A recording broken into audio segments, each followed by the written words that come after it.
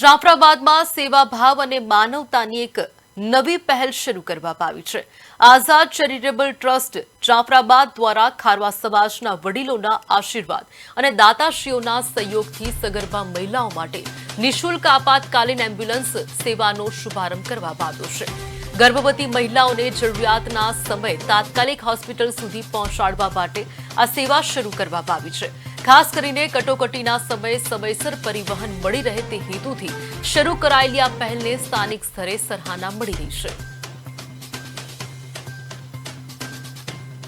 કાય સૂર્યકોટી સમપ્રભ નિર્વિઘ્નમ કુરુ મે દેવ સર્વકાર્ય સુસર્વદા।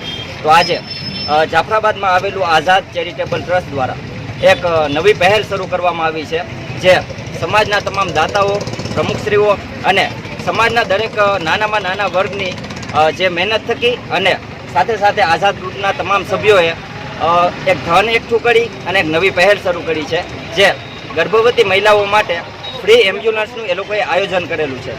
તો સમાજમાં કોઈ પણ ગર્ભવતી મહિલાઓ હોય તેમને રાતની કે કોઈ પણ જાતની ઇમરજન્સી તકલીફ પડે તો આઝાદ ગ્રુપ દ્વારા એમ્બ્યુલન્સ રાખવામાં આવી છે, જેના દ્વારા બહેનોને તાત્કાલિક ધોરણથી હોસ્પિટલે અમે ખસેડી શકીએ। તો આ એમ્બ્યુલન્સ લાવવામાં જે લોકોએ પણ મદદ કરી છે, ફાળો આપ્યો છે, એ તમામ દાતાઓનો પણ હું દિલથી ધન્યવાદ માનું છું।